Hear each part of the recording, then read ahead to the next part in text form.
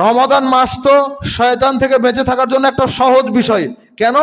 এই সময়ে শয়তানকে শৃঙ্খলাবদ্ধ করা হয়, এই সময়ে শয়তান শৃঙ্খলাবদ্ধ হয়।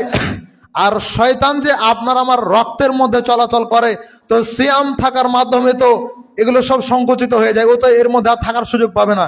তাহলে তারপরেও কেন শয়তান এত বেশি? তারপরেও কেন গান বাজনা হয়? তারপরেও কেন জিনা ব্যভিচার হয়?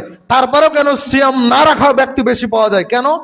মিনাল জিন্নাতি ওয়ান নাস, ওই ব্যক্তি একটা শয়তান।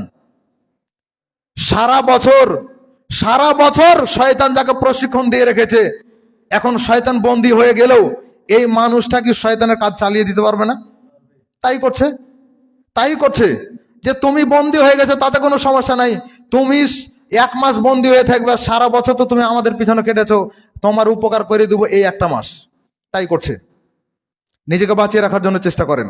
আল্লাহ সুবহানাহু ওয়া তাআলা আমাদেরকে তৌফিক দান করুন, আমিন। গত রমাদানে যেই সমস্যাগুলো হয়েছে, যতটুকু আমল করতে পেরেছেন, যে পরিমাণ ঘাটতি হয়েছে, এই ঘাটতিগুলোকে দূর করে সামনের রমাদানে যেন আরো ভালো কিছু করতে পারেন, এটা চেষ্টা করতে হবে। আপনার আমার ঠিক মনে থাকে কি ঘাটতিগুলো হয়েছে, সেগুলো একটু মাথায় নিয়ে এসে স্মরণ করে ওই ঘাটতিগুলোকে পূরণ করে আরো অগ্রবর্তী হওয়ার জন্য চেষ্টা করতে হবে। অগ্রগামিতা চাই।